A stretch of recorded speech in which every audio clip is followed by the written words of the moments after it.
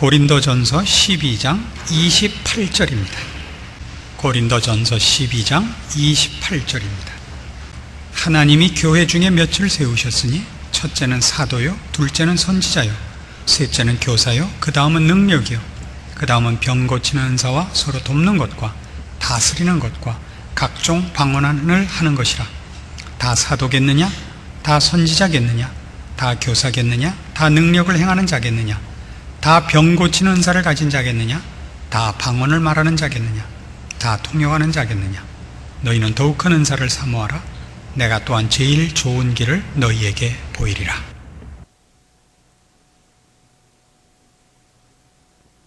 고린도전서 12장에 와서 우리가 지금 생각하고 있는 은사에 관한 내용들은 은사의 목록이나 은사의 종류를 설명하는 것도 아니고 은사를 격려하고 있는 것도 아닙니다.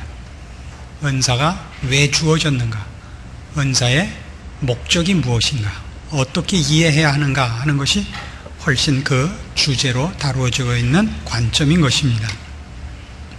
그래서 우리는 이 은사라는 것이 하나님이 우리 인류를 불쌍히 여기시고 그가 인간들에게 베푸시는 은혜의 간섭이라는 전체 맥락 속에서 은사를 이해해야 됨을 살펴왔습니다. 신자든 불신자든 구별하시 아니하시고 비를 주시고 해를 주시는 하나님, 우리에게 구원을 주시는 하나님, 그리고 우리에게 허락한 구원을 복된 영광의 자리까지 꼭 지켜내시고야만은 하나님, 그러기 위하여 지금도 간섭하시고 우리를 지키시고 인도하시는 하나님이라는 관점에서 이 은사는 그런 하나님의 우리를 향한 사랑과 은혜와 능력의 간섭이라는 시각에서 이해돼야 하는 것입니다. 그래서 우리는 이 모든 일들이 교회를 유익해 하는 것이어야 한다 하는 대전제를 발견했었습니다. 그것은 이미 7절에 나온 바와 같이 각 사람에게 성령의 나타남을 주심은 유익하게 하려 하심이라 라고 처음에 선언됐던 것입니다. 그래서 우리는 어떤 은사든지 간에 그것이 다른 사람과 구별되는 자기의 우월함을 증명하는 것일 수 없고, 그것을 소유한 자가 그것으로 인하여 남에게 덕을 끼치고 유익을 나눠주는 것이어야 한다 하는 시각에서 은사를 생각하게 되는 것입니다. 그래서 오늘 28절 이하에 보시면 이 은사 속에 보통은 은사라고 생각지 않았던 것, 즉 사도, 선지자, 교사라는 것이 먼저 오는 것입니다. 하나님이 교회 중에 몇을 세우셨으니 첫째는 사도요, 둘째는 선지자요, 셋째는 교사요. 그리고 우리가 보통 은사로 알고 있는 일들은 그 다음은 능력이요, 병 고치는 은사와 서로 돕는 것과 다스리는 것과 각종 방언이 나옵니다. 왜 이것이 사도, 선지자, 교사를 이어서 나오느냐? 사도나 선지자나 교사는 그것이 분명히 자기를 위하여 있는 일이 아니라는 것이 자명하지 않습니까? 교사란 가르치기 위하여 있는 것입니다. 사도가 더더욱 그렇고 선지자도 더더욱 그렇습니다. 하나님의 뜻을 밝히기 위하여, 전하기 위하여 있는 것이지, 나는 사도다, 그러니까 나는 너희보다 높다, 이것이 사도에 대한 그 자랑이어서는 안 되는 것입니다.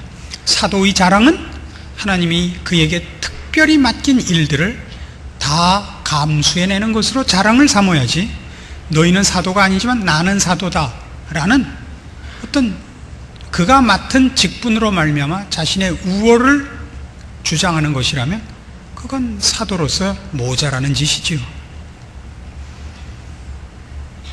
그래서 이 일들을 처음에 시작을 할 때 28절 다시 한번 보시면 하나님이 교회 중에 몇을 세우셨다, 사도를 세우셨다. 그럼 우리는 다 사도일 수는 없습니다. 그렇죠? 다 사도면 누가 배우겠습니까? 우리가 교회를 이해할 때도 다 목사겠느냐 이렇게 얘기할 수 있습니다. 목사가 평신도보다 낫다? 그건 꼭 그런 건 아닙니다. 목사가 더 많이 신앙적인 훈련을 받는 것은 사실입니다.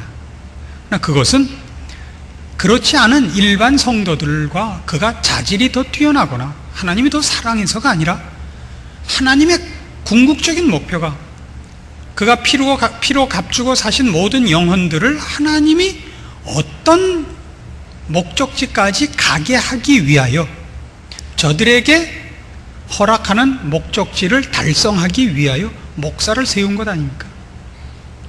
목사가 잘난 것은 그에게 맡긴 성도들을 잘나게 만든 데 있는 것입니다. 목사가 자기는 잘났고 그래서 그 교인들을 키우지 못하면 그 목사는 잘난 게 아니라 미친놈인 겁니다. 목사가 얼마나 잘났는가를 얘기하고 그런데도 불구하고 교인들이 안 따라왔다 이렇게 얘기하는 건 세상에 못난 것 중에 못난 거죠. 목사의 잘난 것은 교인의 잘난 것에 있고,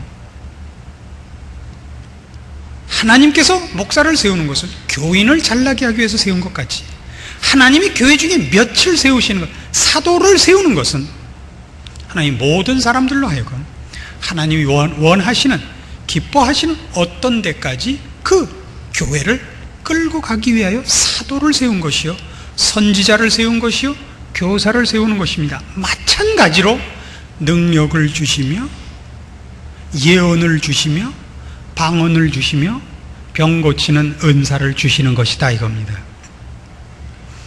그래서 우리는 이런 모든 일들이 사도가 되는 것 같이, 우리가 이해하기 좋게 목사가 되는 것 같이, 구역장이 되는 것 같이 말입니다.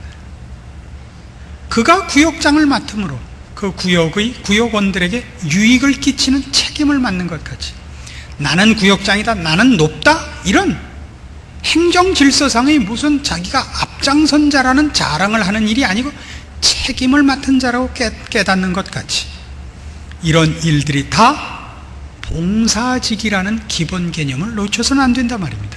왜 봉사직이냐?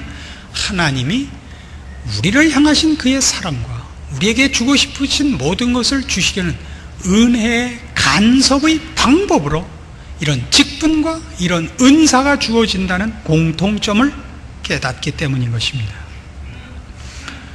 그래서 우리는 여기 있는 순서가 사도가 제일 큰 은사고, 선지자가 제일 큰 은사고, 교사가 그 다음이고, 그 다음이 능력이고, 그 다음이 병 고치는 은사, 이렇게 간다고 보지는 않습니다. 그러나 여기 28절에 쓰여 있는 이런 순서들은 이런 의미에서는 일고의 가치가 있는 겁니다.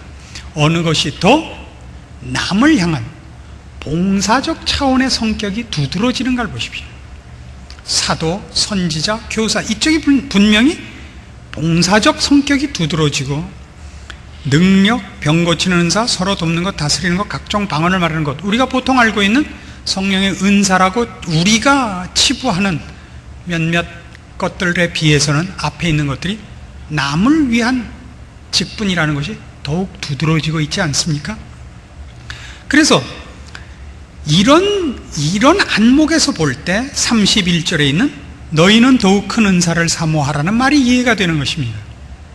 여기서 더욱 큰 은사라는 것은 그 은사가 다른 은사보다 더 우월하다는 개념이 아니라, 더욱 큰 은사라는 말은 어느 은사가 어느 은사보다 크다는 개념이 아니라 은사를 사모할 때 그것이 남에게 도움이 되는 것, 봉사하는 차원에서의 그 욕심, 봉사적 욕심에 의한 기준으로서 은사를 사모하라 말이죠.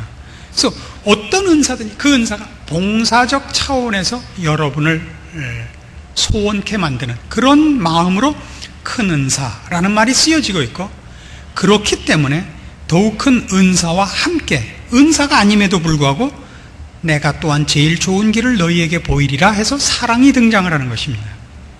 사랑은 자기의 유익을 구치 않는 것이기 때문에 봉사적 성격에 가장 일치하는 것이기 때문에, 사랑 자체는 은사가 아니고, 사랑 자체는 이런 직분도 아니며 은사도 아니지만, 이 직분이나 은사가 어떤 시각에서 이해되어야 하느냐 할 때 제일 두드러진 그 성격은 사랑이더라 말이죠. 그래서 더욱 큰 은사, 내가 제일 좋은 길 하고 사랑으로 연결되는 것입니다. 그리고 사랑은 뒤에 보는 바와 같이 4절, 오래 참고 온유하고 투기하지 않고 자랑하지 않고 교만하지 않고 무례히 행치 않고, 그리고 전부 뭐예요? 자기 증명용이 아니죠. 사랑은 그렇죠. 사랑은 자기 증명을 하지 않고 상대방을 증명하려고 그러죠. 사랑이란. 상대방을 위하는 마음, 이것이 사랑의 두드러진 성격 아닙니까? 그래서 5절에 있는 바와 같이 자기의 유익을 구치 아니하고 성내지 않고 악한 것을 생각지 않고 불의를 기뻐하지 않습니다. 상대방에게 피해가 있는 걸 원치 않아요. 사랑이라는 성격이야말로, 사랑이 가지는 아주 대표적인 성격이야말로 우리가 은사를 이해하는, 그리고 모든 직분을 이해하는 그 시각에 이 사랑의 특성이야말로 가장 중요한 특성이더라 말입니다. 그래서 우리는 여기 있는 은사를 어떻게 이해할 것이냐 하는 문제에 대한 고린도전서 12장에 있는 이제 핵심되는 부분을 이해한 것입니다.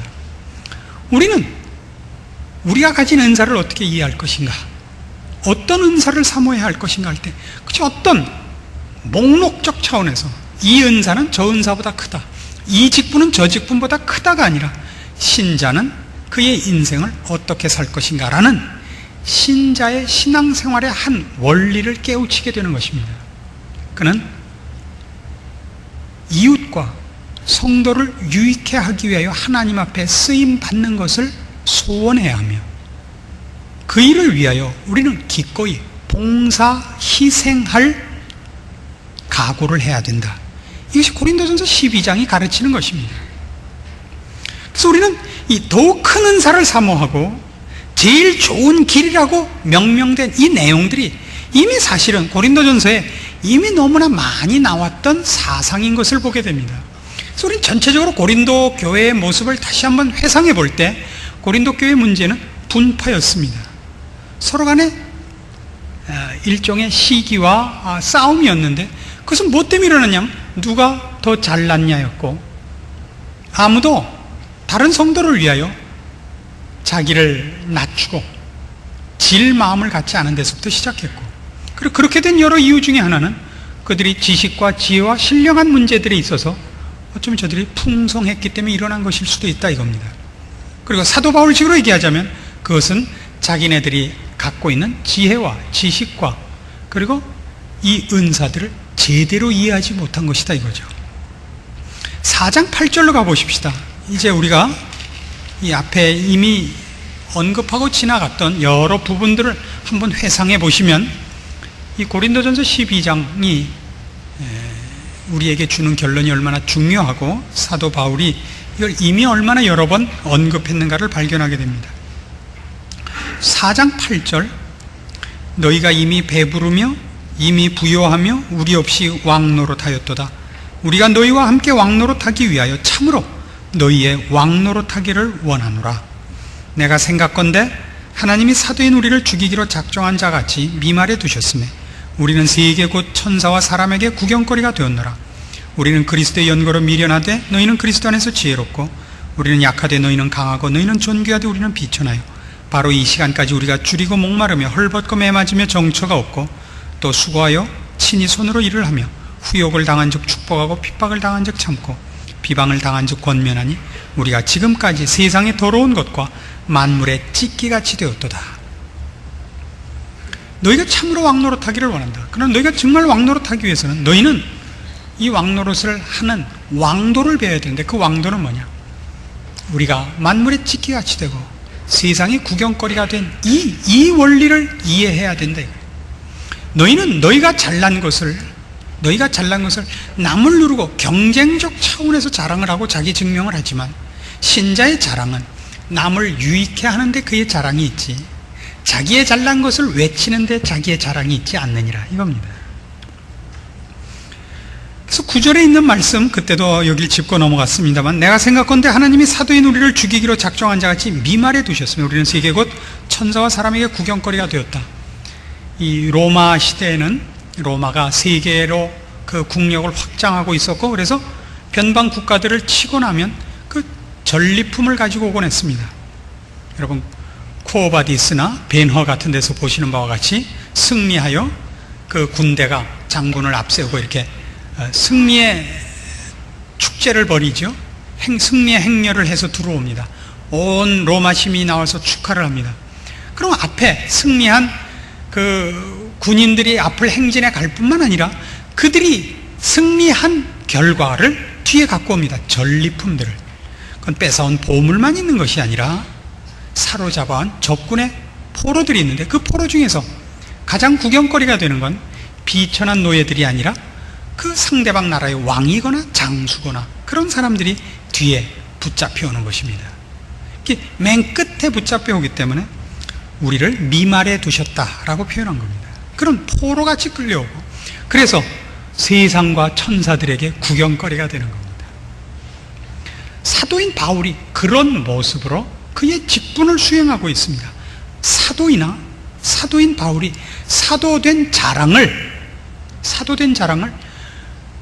개인적 자존심을 채우고 개인적인 영광을 드러내는 것으로 사도인 자랑을 하고 있지 않고 이런 꼴로 쓰이고 있는 것으로 자랑을 하고 있다는 건 대단한 것입니다. 이것이 성경적인 그 시각이죠.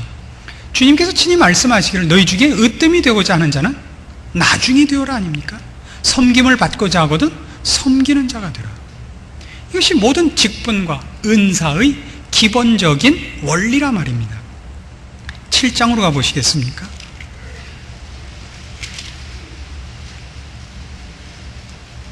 7장 7절. 7장은 결혼을 하느냐 안 하느냐 하는 문제에 관한, 결혼을 하면 어떻게 해야 되느냐, 안 하면 어떻게 안 해야 되느냐, 하는 게 낫냐 안 하는 게 낫냐. 7장 7절. 나는 모든 사람이 나와 같기를 원하노라. 왜요? 왜 나와 같기를 원한다 그래요? 바울은 혼자 살아요. 그가 혼자 사는 걸 모든 사람이 권하는 것은 내 유익을 굳지 말고 토끼 같은 마누라, 다람쥐 같은 새끼 기르는 그 재미에 빠지지 말고 내 개인적인 모든 행복을 잠시 보류하고 주를 위하여 나는 내 온몸이 24시간 다 쓰여지기를 바란다 이겁니다.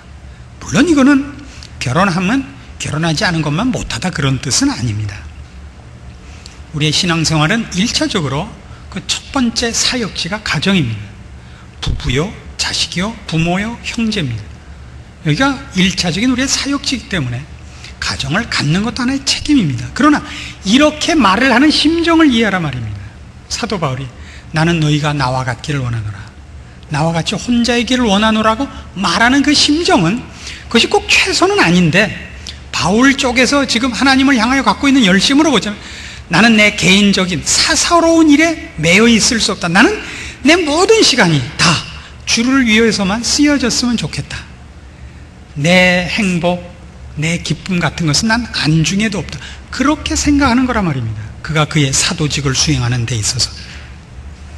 8장으로 가보시겠습니까? 8장 13절. 그러므로 만일 식물이 내 형제로 실족해 하면 나는 영원히 고기를 먹지 아니하여 내 형제를 실족치 않게 하리라.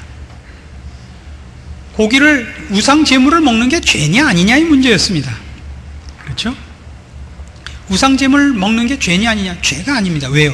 우상은 원래 없는 거니까. 무식한 자들이 우상이 있는 줄 알고 지가 만들어 놓고 가서 지가 절을 하는 것이지, 우상이라는 신은 원래 없는 거니까 그 앞에 놓은 제물 못 먹을 게 없죠. 그러나 누가 그걸 보고 하나님과 우상을 동등한 자로 혼동할까봐 내가 고기를 먹어서 다른 사람으로 하여금 그 신앙에 시험이 들게 하고 약화시키는 일이 생긴다면, 손해를 끼치는 일이 있다면 그 사람의 손해를 끼치지 않기 위해서, 또 그 사람의 유익을 위해서 나는 내가 해도 괜찮은 모든 권리를 포기할 마음이 있다 이거죠. 식물이 내 형제를 실족해 하면 나는 영원히 고기를 먹지 아니하여 내 형제를 실족치 않게 하리라. 이것이 바로 은사를 이해하는 시각이어야 된다 이런 뜻입니다. 9장 가볼까요? 9장 19절.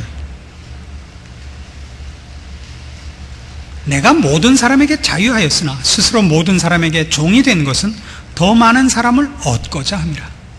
더 많은 사람을 얻고자 함이라.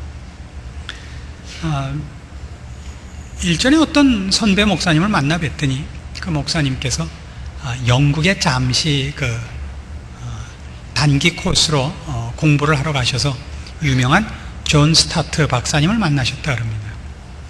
이 존 스타트 박사님이 한국에서 이제 누가 공부하러 온다는 걸 알고 얼마나 열심히 준비를 하고 기다리셨냐 하면 같이 만나서 첫 식사를 하는데 스프를 소리내서 후룩후룩 마셔 주시더래요.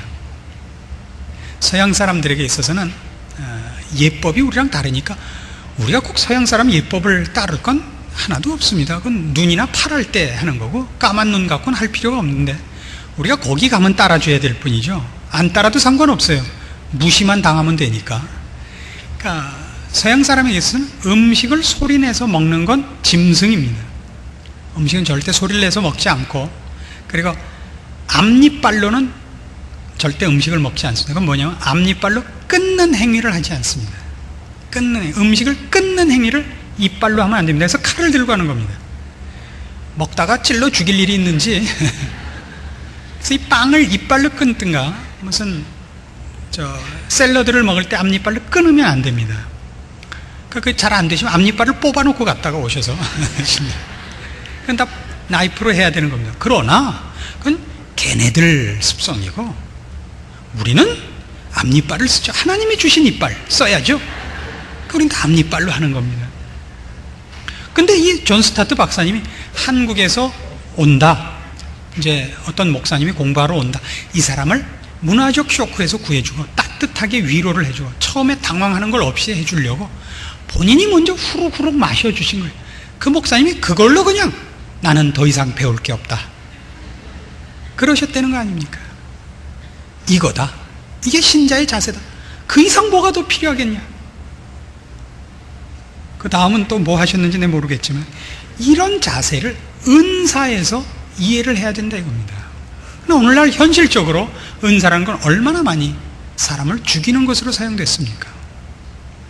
은사를 가진 이들이, 혹 믿음을 가진 이들이, 신앙에 경륜이 있는 이들이 이런 시각에서 그의 신앙을 사용하는 일은 얼마나 희귀합니까?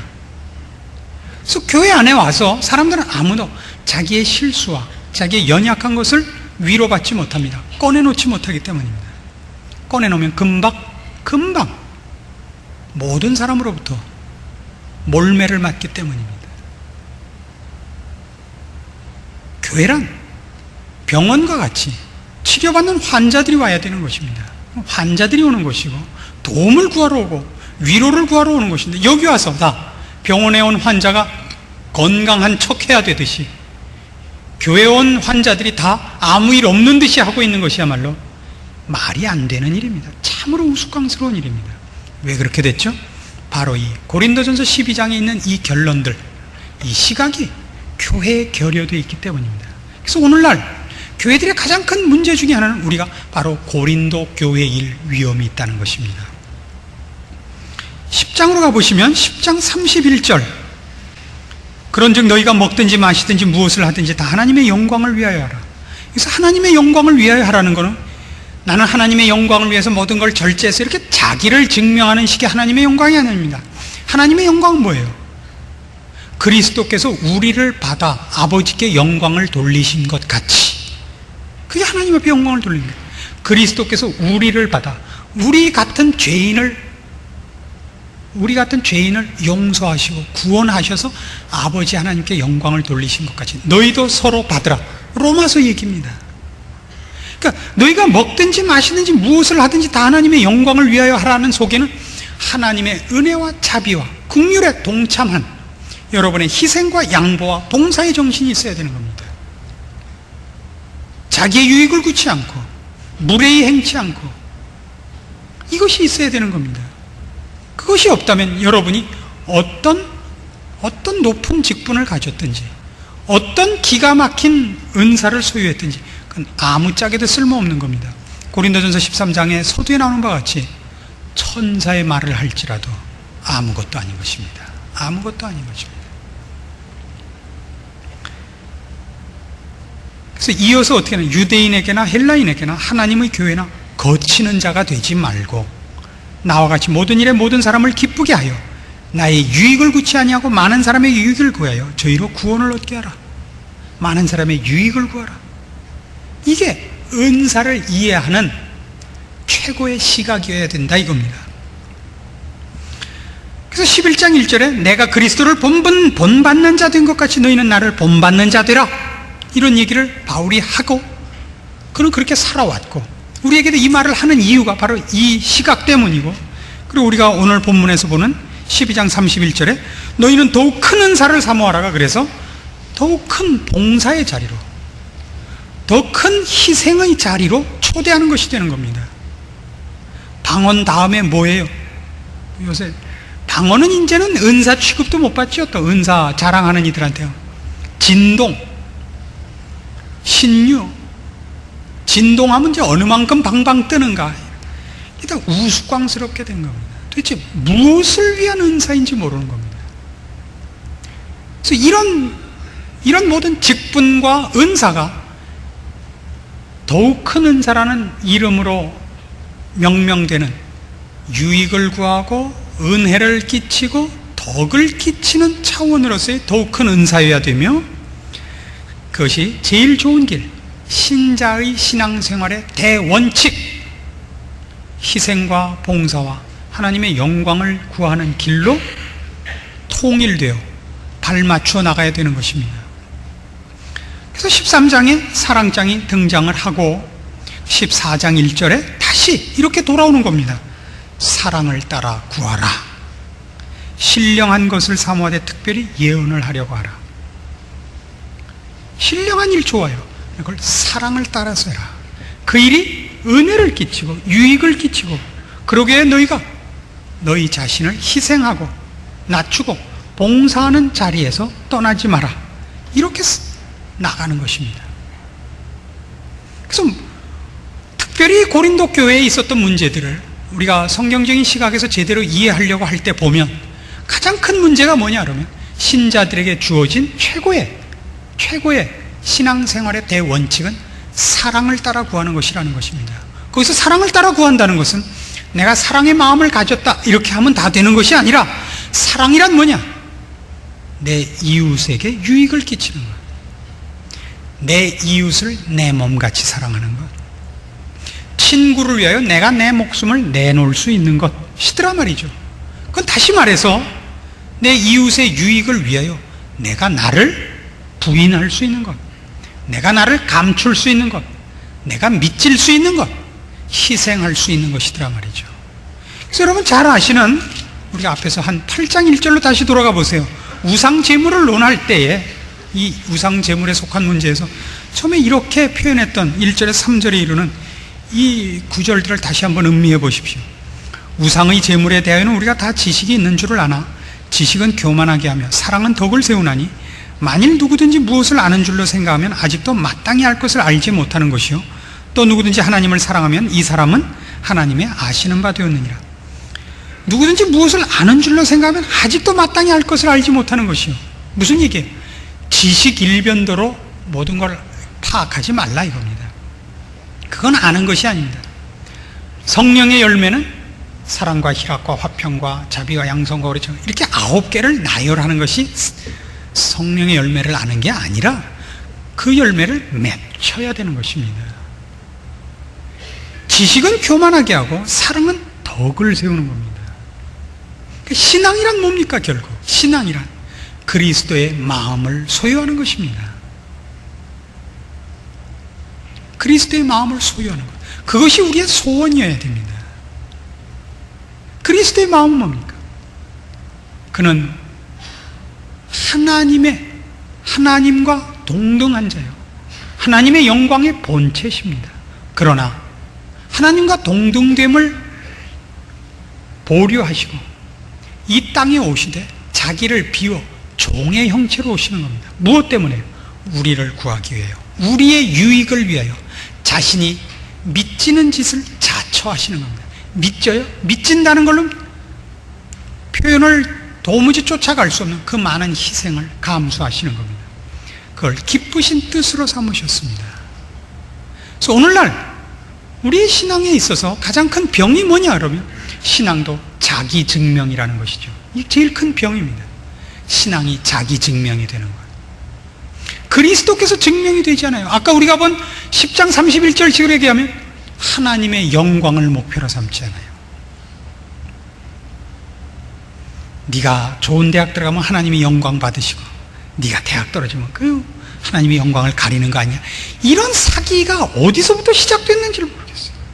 좋은 학교 들어가면 하나님이 영광 받는다는 그 사기를 계시록 23장에 있다고 우겨요. 이런 사기는 없어요. 그러나 이런 것이 공공연히 설득력을 가지고 교회 안에서 횡행한단 말이죠. 똑같은 열심이 있는 신자가, 주를 사랑하는 열심이 똑같은 두 신자가 있는데 돈이 많은 사람과 돈이 없는 사람은 둘이 신앙이 똑같으면 누가 더 주를 위하여 일을 많이 할 수 있는가? 그럼 우리는 서슴없이 똑같은 신앙이라면 기왕이면 돈 많은 쪽이 낫다 그래요. 이것만큼 큰 시험은 없습니다.